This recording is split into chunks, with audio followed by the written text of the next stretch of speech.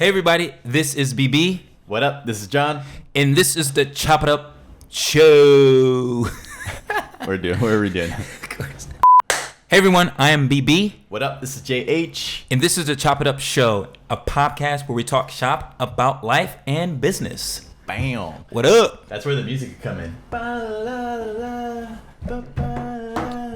Yeah, we gotta get a theme song. If you guys have any theme songs or any cool music, drop it our way. Send it our way. Hey, so I want to pick up the LinkedIn debate that we were talking about. Not even debate, just the subject we talked about. And I want to have a challenge, actually. Okay, what's up? I want to have a LinkedIn challenge for us to put out 2 pieces of content, video-wise, on LinkedIn and to bet over under how well it will perform, to just show people the reach of LinkedIn. That is a baller idea. Right? And then hopefully we can start getting people to do it as well. Okay, so you're challenging me to a LinkedIn video challenge. Yes. Where we each drop a video. Should we try to outdo each other?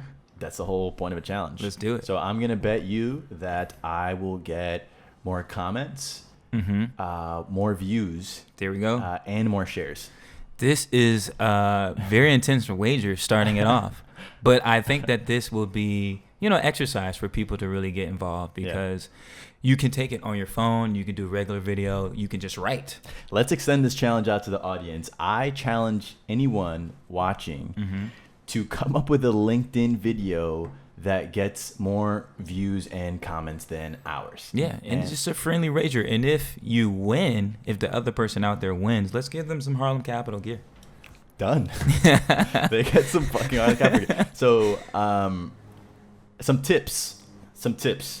One, use hashtags because, and that sounds like a given, but LinkedIn right now is placing a lot of emphasis on hashtags. So they're giving posts a boost that use it. 2, ask questions. Yep. You'll never be able to get as much virality without some type of call to action. So ask a question. And or 3, encourage tagging. Right. So be creative with the use of those, and let's see what you can come up with. And following up on that, make sure that you like and you comment to every comment on there. Exactly. And so that engagement starts to boost it quite exponentially. And then lastly, use hashtag Chop It Up Show because that's how we'll be. Yeah, and that's how we'll check it out. That's how we'll check it out. Cool. Done. Wow. Wow, we started out hot. Started out with a challenge. So the other thing I wanted to move into, I've been thinking about this all week, actually. And I've been thinking about like the word freedom. Okay. And specifically, I've been thinking about our freedom as we think of 2018, millennials, what have you. Everyone wants to be an entrepreneur, lead their job, do this, do that. Right. But I think people may be getting away from what actual freedom is. I think freedom is, for right now, you cannot work one place or have one type of income and be able to survive in 2018 in the United States. Yeah, especially if you live in a major city. Yeah, major city, that's not possible. So I think what I would love to put out there is that for folks to really focus on expanding their revenue streams and not necessarily jumping in different industries, but thinking about how you can do the same thing that you already do in different categories. For example, if I am, actually John just gave me this. So I'm a digital creator.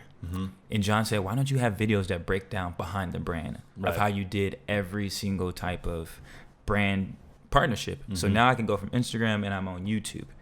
How do I make money on YouTube? That's differently. Right. Potentially I can have ads. You can also have all your gear in the bottom and people can buy the gear.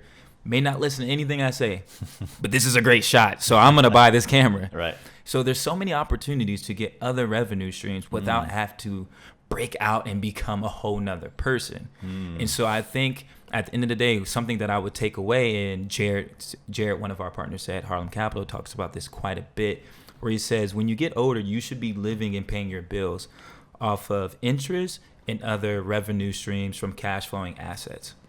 You shouldn't be working every single week to actually pay for your expenses at the end of the month. Working at that point, working because you want to. Exactly. You enjoy what you're doing. You can take off a month or two and be able to travel, and your bills are still paid. And so I wanted to put that out there because I just came back from the BYOB conference, which is the Build Your Own Brand conference. Shout out to my homie Anthony, Brand with Drew. And we talked a lot about entrepreneurship, but I don't think we sat down and told folks, like, even if you are an entrepreneur, if you have one stream of income, you can still probably not survive. Right. So I just wanted to put that and nugget definitely out not there. thrive. Yeah, you're not. Yeah, you're not going to thrive. So that is very, very interesting. I love where you took it right off the bat. Freedom. There's a lot of depth there. Yeah. And I think for me, I'll share a little bit about what that's meant to me. Please. Initially, the freedom that's most important to me, that I most value, is the freedom of choice. Autonomy. And that is ultimately why I feel I never made a great employee, is because I wanted the freedom of choice to express myself in the way that I wanted, and to contribute to the thing that I was doing in the way that I thought would be valuable. Right. Right. That's really the most important thing to me, is contributing in my own way with my own point of view, and having that thought be valued. And that's what I feel great teams do really well. But that was the freedom for me. And when I broke off and did start that company, there were some elements that I discovered in the journey of entrepreneurship that actually don't have much freedom. So for instance, I opened up a retail shop in 2014, and it's a move that taught me a lot, because I learned a lot about offline physical type of business that I don't know that a lot of young people take on, especially now in the digital era. But I did take it on, and it's easy to slip into a space where you're a prisoner of this retail shop, and your reach is only as big as the confines of the walls. And so after having operated my business and realizing, the majority of money that I'm making is outside of these four walls anyway. It's through digital, it's through mailing lists and stuff like that. So I reclaimed my freedom, shut it down. And since then, I'm going to talk about one more thing that is interesting, because I don't think I've ever voiced this. Okay. But content production, in a way, is freedom, and it's binding. Because the more content you put out that reinforces, certain elements of your character, then over time you might feel bound and restricted by the same narrative that you helped build. So there's a lot of dimensionality here, and I'm going kind of deep, but freedom is a word that provokes these kinds of thoughts. I mean, and the way I think about freedom as well is when I think about freedom, I'm thinking about why humans were created and what's the essential point of life. In my opinion, the essential point of life is to have an idea, to bring it to fruition, and then to share that idea and that experience with others, most likely people that you care about. And so that's like the definition of like why you have life. For me, like, you have to have these ideas, you have to have gratification when you put it out there, and you want to share it with great people. So that's how I feel about freedom. And I want to talk about another thing. Piggybacking off of freedom. Freedom. Freedom.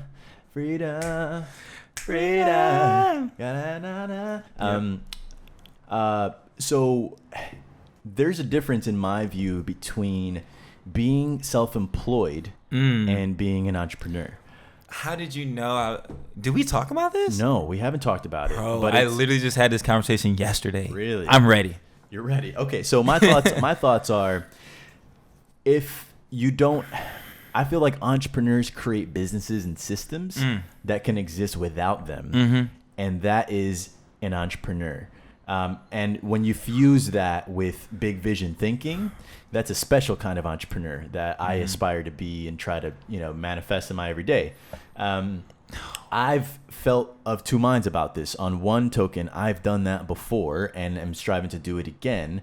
But I've been in this space where I've been producing a lot of content and talking a lot about it, and I'm feeling like I want to make a return towards doing and building another company. I just know that building a company is the hardest thing I've ever done in my life. Yes. And so I'm a little bit more choosy about where it is that I'm going to choose to invest my time. Harlem Capital is one vehicle as in investing, but me personally, when you're investing, in a way, you're still kind of on the sidelines. We're investing in people that are building.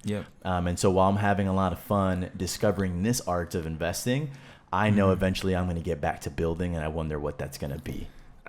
Man, I'm so glad you brought this up because I had a really heartfelt conversation with one of my good friends yesterday. And so I even want to break it down even further. So when you don't work for somebody, there's two things you are. You're either an entrepreneur or you're in this category of freelance and work for hire, in my opinion. Mm-hmm. Freelance and work for hire is when you have a talent and a skill set that people use as a service. You are contracted out. Right. And unless you are working and doing it, you don't get paid. Right.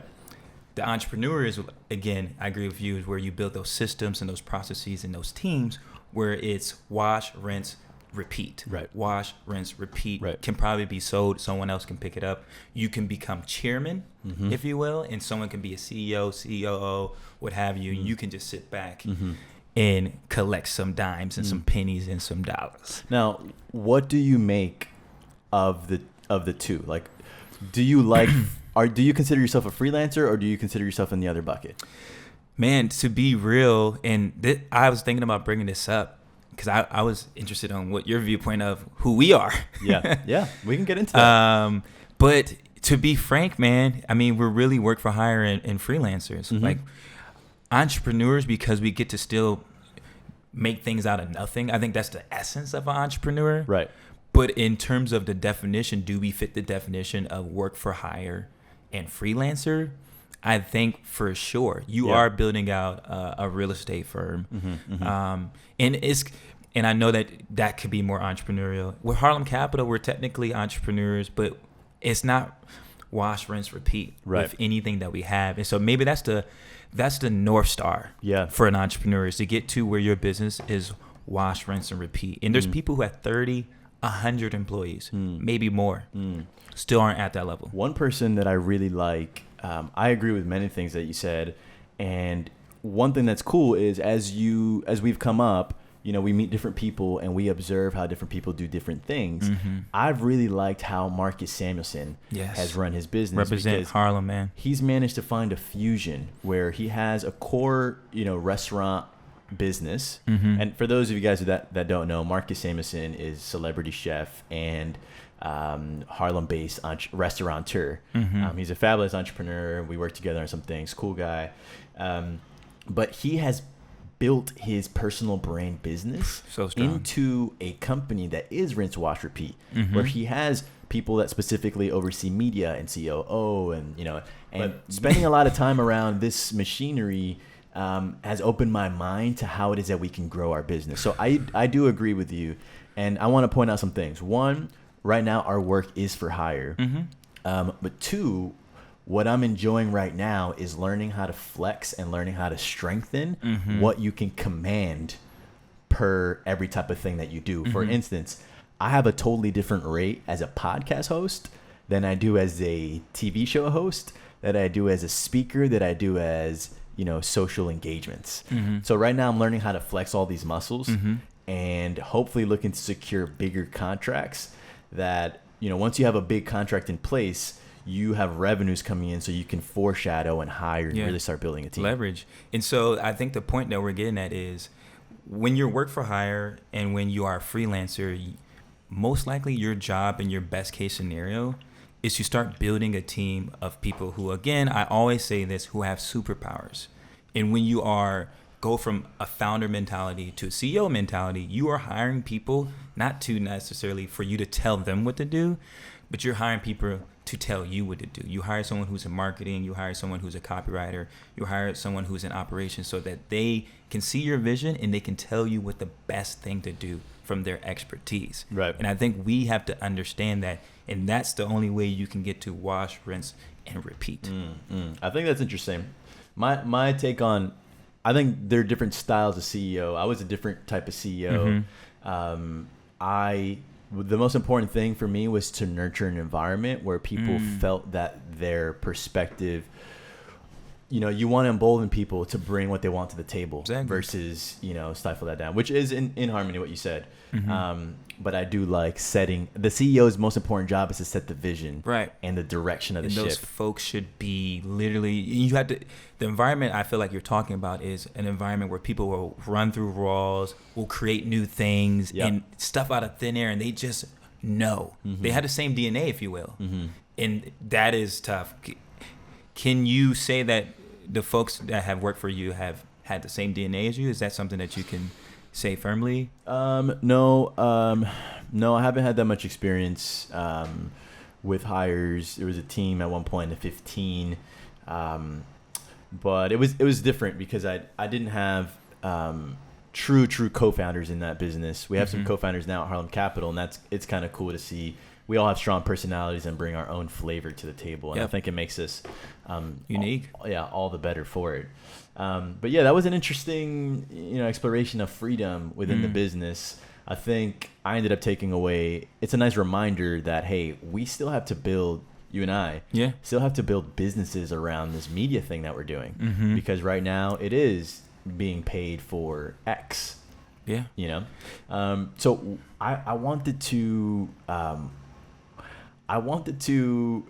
hear like a war story. Hear a story of a time that you a deal slipped away from you, and if you learned something, because I feel like when we go through J.R. Smith moments, man, guys, you guys know I'm from Cleveland. We can't bring it up too much. Let's just this one show. There's an entire series ahead of us. That's a fresh moment for me. Protect home. But when we go through a JR and, we drop the ball for some reason. And let's throw up, if we can, let's find like 3 or 4 memes to throw up while we're in here. Just that JR. Let's just show him running away with the ball and then the picture of Bron going. Yeah. That one hurts, man. But yeah, let's talk about a moment when you fell short, or we'll each share moments and what you learned from it. Yeah, and I guess we can wrap it up and have a question at the end. Yeah. Okay, cool. I'll share a moment of just vulnerability. So when I went from full-time at an agency and like to actually being full-time focusing on Wall Street paper, I had to really like go from being an employee to an entrepreneur or just a solo practitioner. Right. And so I basically cut everything that I had. I threw out everything that I owned. I moved to Brooklyn. Damn. And and everyone knows I'm Harlem all day. I moved to Brooklyn and I lived in a $600 a month place, month to month. I did this for 4 months. I didn't have any other expenses, and I was purely focusing on my foundation, becoming a better son, becoming a better brother, becoming a better content creator, critical thinker, all these things. Because I thought if I built that foundation, then I would be able to just be better all around. The consequence of me building that foundation, I would be better all around. Man, was that tough, bro. I'm talking to you, like my door, when I opened the door to my room, it hit my bed. Wow. I had a bed and I had a dresser. That's it. I had nothing else. This was just in July. This is July to October. Of 2016? 2017. 2017. This was very recent. Wow. And it was just tough, man. Like Andy came through. He was like, couldn't believe I was living there. And, it was 15-minute walk to the train. It took an hour and a half to get into the city. I was just struggling, man. And I think what happened was, for me, I put myself in a place where I was like, hey, B, you really, it's all on you. You have to create something out of nothing. You have to dig down deep, and you have to be able to be ready, not get ready. Can you be ready for an opportunity that's $10,000? Can you be ready for an opportunity that's $25,000? And I think to take away from this for folks, mentally, we have to be ready because, our life is a physical representation of what's going on in here. So sometimes you have to put yourself in a place that is very uncomfortable to be able to level up and make it to where you need to be. And so that war story went from me trying to find another apartment to just live with somebody. And I was just going through it all. And then eventually, man, I said, you know what? I'm better than this. If people are living on their own and people are doing X, Y, and Z and people are making these type of relationships and getting these type of larger deals to live the life they want to live, I need to just mentally change it. So between July and October, mentally switched that switch, came into some big opportunities with my agent. And I went from looking to share a room with someone in an apartment to have my own apartment now. Where I am, buying trees and plants and doing all this other trees, stuff. Bro? Everyone's seen my pictures of my living room, so don't worry about it. But like building out my own home office. Literally just less than a year ago, I was living in a $600 place. And I think mentally, man, we just have to understand that like sometimes you're never down until you're mentally all the way out. Right. If you can mentally change things, you can physically change things. And that was literally less than a year ago. And now, I'm not looking back. Now I'm like leveling up and thinking about getting multiple places, investing in properties, investing in more startups. And so I think it's just like a mental foundation that you have to build when you take that L. That is awesome. Thank you. That's real as fuck. Yeah, no one knows about that. So it's out there. It comes out first on Chop It Up Show. You heard it first here, folks. Okay, that was powerful. Yeah, and sorry it wasn't a deal that I lost, but it doesn't need to be a deal. That was the life, man. Like, I was an investment banker for 3 years. An individual who was quite handsomely paid, and to be able to humble myself or be humbled, man, it was a big thing. And like, we need to check our ego quite a bit to make sure that we're ready for the next level. That's awesome. That is awesome. I wanted to hear that war story because, again, that's where I feel that we learn the most. But we also learn from wins. We do. We learn from W's. You should learn from W's, man. Like, everything you do is a case study, whether it's an L or whether it's a W. Mm-hmm. You should mentally see it as an experience, and you should take as much as you can. Soak that stuff up like a sponge and move on, and don't make that mistake again, or make sure that if it ain't broke, don't fix it. If it ain't broke, don't fix it. So someone hit me up on my DM, and they were like, yo, I want to, what'd he say? He was like, yo, I want to get started or something like that. It was like a very vague question. Mm-hmm. And for some reason, I get a lot of DMs and I answer as many as I can, but to get to all of them, I answer like with very short lines. But with this one, I was just in a space where I wrote him a line, and then he responded, and then I just kept responding. And before you knew it, I went on a rant of like 45 to 50 messages straight, just sending information. Wow. And it was interesting because I really chronicled the steps I feel I had taken. I wasn't realizing that I was sharing my experience, but I was just like giving him an example. And it started with like, okay, I think he's a management consultant based in UK. He wants to get he's based in the UK. He's a management consultant, and he like works with companies in China. And he's like, yo, how would I get started? And I said, well, and I gave him, he said, I have $10,000. How would I get started? And I said, well, he wants to start his own company. He just wants to do more. He was like, what would you do with $10,000 right now? And I said, well, period. Like, yo, period. Just like, freaking roll the dice. With 10,000, I told him the textbook correct answer would be to invest it into something, but $10,000 is not enough money to invest. So I told him the best way would be to invest in yourself. So that was like the general one-liner. And he was like, okay.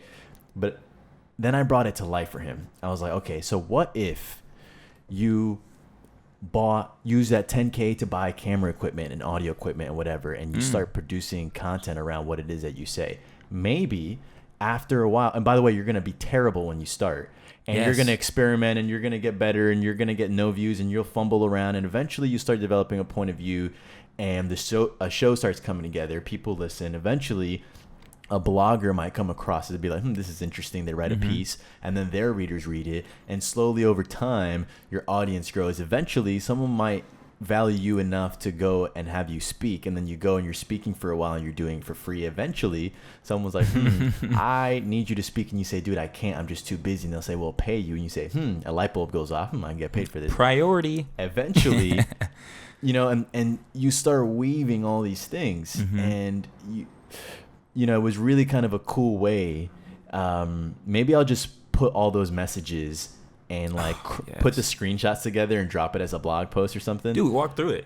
Yeah. You record your screen and you just say, hey, this is what I did. And then you just throw it up. Yeah. And that was just top of mind because it was a really kind of a cool way to go through all the steps that I feel I had taken to get here. And, and it's long.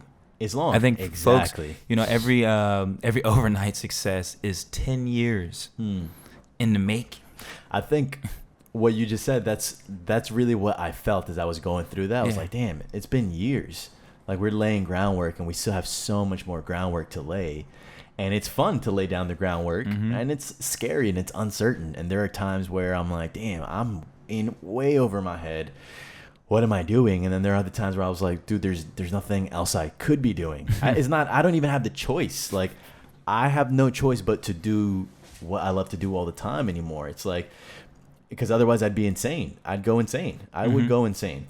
So it's in that uncertainty though, man, that the beauty of the journey lies. For me, for example, I think conferences, education, online classes, also like for me, I'm in media, so camera equipment, mics, what have you. What else? When I'm flying, should I bump myself up to first class just so I can feel better? Have a little, I get a little Wi-Fi, get a little time to work. These are all things. And so for me, I say invest 10% of your income into yourself. Have this little pot. Right? You need to get some new headphones, some new AirPods, get them. You need a new MacBook, get it. And so for me, investing in yourself means that you are saying yes more often, or flying to go see a mentor, flying to attend like an entrepreneur summit and stuff like that. So do the things that most people can't do or don't do today. So then in the future, you're doing all the things that people can't do, right? Exactly. Love that one. I don't know how that just came right into it. I like that. I mean, I think I'm not that tactical with like 10% of my income and stuff like that. The way I view investing in yourself is I like to be constantly creating. I don't like by default ABC. being on the sidelines. Always be creating. I can't live on the sidelines. What do I mean by that? If I like podcasts, I'm going to buy whatever I can afford, get whoever I can, and start podcasting. If I like videos, I'm going to do the same thing. If I like writing, I'm going to do that. Like whatever it is that I have an interest in, I immediately want to be. Action's your number one investment. I want to be on the production side. So how can I, so investing in myself means enabling myself to be able to create and get in the game. Putting yourself in a good position. Putting yourself in a position. Get in any position to start. I don't care what position it is. And then from there, you're in the game. You're taking blows. You're making shots. You're screwing up. You're doing you're in the game. Yeah, that's the only way to get better. Because every day you wait, you're wasting, right? Because if you started this 100 days ago, you could have been 100 days in the game. It's no coincidence that LeBron is the best ball player, and he also has the most minutes played. Like he's in the game all the time. And so for me, investing in yourself means get yourself in the game as soon as you can. Sometimes that means equipment. Sometimes that means paying for someone's time. Sometimes that means, buying the books. Whatever that means in that moment, get yourself in the game because you will thank yourself for it later. I promise. Cool. All right. I guess we're about to be ending soon. I was curious. Do you have any apps that help you stay efficient, be in the game, in the know, like, or anything that you recently downloaded? Like for me, Acorns. I just got hip to Acorns, where it rounds up and invests money for you. I'm in love with that app, Acorns. There's another app that I use for video, for vlogging on my phone called Spark. It's super dope. That's awesome. I'm trying to think if there's anything else that I recently downloaded that just helps my daily. Yeah, I'm trying to use less apps. I mean, I think the whole productive app thing right now is probably becoming more and more of a myth. What do I mean? I think the mobile environment has drastically changed, and we've internalized it subconsciously, but we haven't mentally acknowledged that mobile is just not the same right now. Like think about how many apps there are in the App Store. Hundreds of thousands, if not millions, and think about how many apps you have on your phone. And then think about how many apps on your phone you actually use. Right. We use the social networks. We use banking apps. And one or two of us might have these little nifty apps on the side that we use. But for the most part, like the top 25, if not 50, have been established. And that's it, I feel. And every once in a while, you have a breakaway success. But for the most part, mobile, whenever a new space comes out, there are 3 layers. There's infrastructure, there's protocol, and then there's apps on top. What do I mean? Right now, blockchain is in the infrastructure mode, right? And then from there, a layer develops on top, and lastly, then people come up with like consumer facing things. So blockchain is very early. I think mobile is prime, and I'm already looking to voice. I dropped on my Instagram. Gary dropped an excellent keynote for VoiceCon, an event that he put on. But I'm really starting to think through how voice is going to be in every day. For instance, an idea came to mind where I was chopping it up with Marcus Samuelson's team, and I was like, yo, what if you created an interactive cookbook? Because Alexa's in the kitchen most of the time. Yeah. So what if you're making a recipe and you're like, Alexa, what's the next step? And then I think they have that. Do they? I think they like do that. Well, they have something where you go through recipes, but to have Marcus telling you would be dope. With music and funked up and like, so to answer your question around like, I don't know, I went on this tangent because you asked me about apps, and I just feel very strongly. You took it macro almost. Yeah, I feel very strongly that things are going in a new direction. And what are those new directions? You know, if voice is one frontier, what are the other frontiers? And how do you take advantage of them? it? And how do you get an edge and just start playing? Again, it comes down to the minutes in the game. You want to have an edge, get in the game and get as many minutes in as you can. Get those reps in. Wasn't shooting with me in the gym. That's like your second time using that. I know. All right. Well, cool. We're about to end it off. Question of the week. Okay. Question of the week is, I want to know, what is the one platform or skill that you're working on and you're actively most wanting to grow, / what is the biggest challenge that you have on there specifically? I want to know specifically, so that way we might be able to shed some light on some of those things. Tactical, tangible takeaways. Tactical, tangible takeaways. Guys, this has been Real Chop It Up Show, episode 4, signing out. Peace.